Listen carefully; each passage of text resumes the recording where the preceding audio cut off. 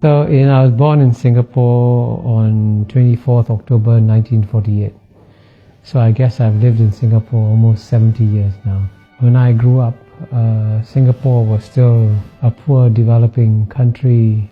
Our per capita income when we became independent was $500, the same as Ghana in Africa.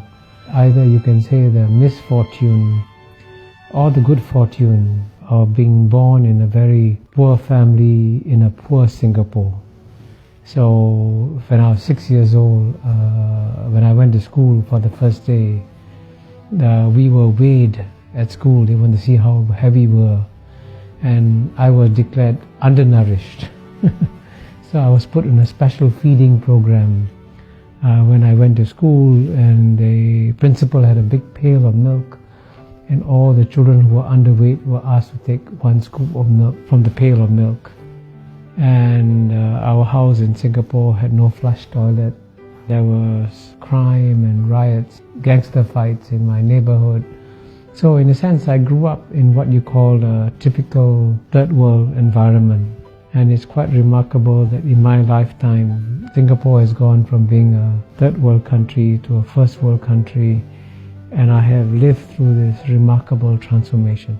I was Dean of the Lee Kuan Yew School of Public Policy for 13 years, from 2004 to 2017.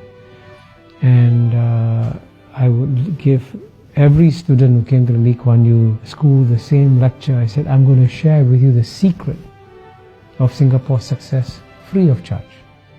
And I to tell the students that if you implement this secret formula, your country will succeed. And I capture the secret formula with the acronym in English, MPH. The M stands for meritocracy. Meritocracy means that you select the best people to run the country.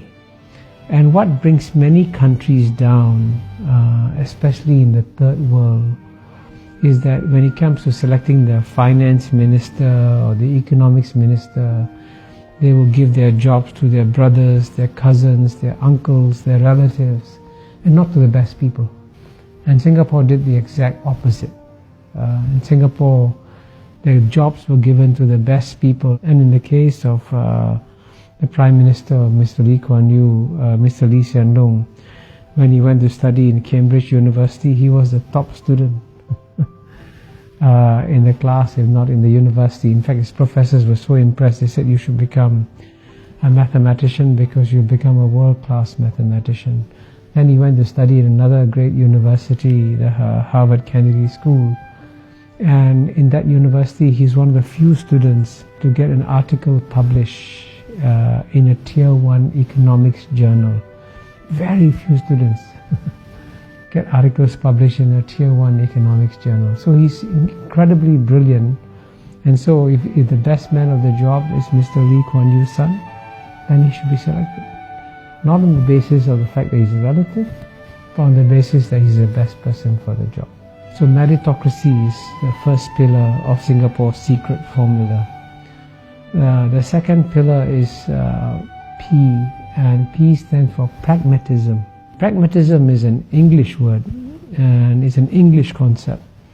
But the best definition of pragmatism was given by China's leader, Mr. Deng Xiaoping, when he said it doesn't matter whether a cat is black or a cat is white. If the cat catches mice, it is a good cat. So in the same way, it doesn't matter what your ideology is. If it works, you use it. So Singapore was very pragmatic. So it would take some policies that are capitalist and some policies that are socialist, and it would mix them up. And that's what pragmatism is about. You're not bound by any ideology. But the third pillar, the H, is of course the hardest to achieve, because H stands for honesty.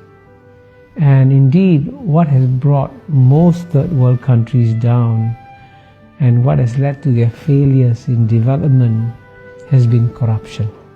And so Mr. Lee Kuan Yew, after he became Prime Minister, made it a point to punish not the junior people, but the very senior people. So when a deputy minister went on holiday with his friend, a businessman, when he came back, he was arrested. And so he said, why am I being arrested? He says, you went on a holiday with a businessman, he paid all your expenses, that's corruption. You go to jail. So when a deputy minister is sent to jail, then everybody says, oops, I got to be careful, I can also go to jail.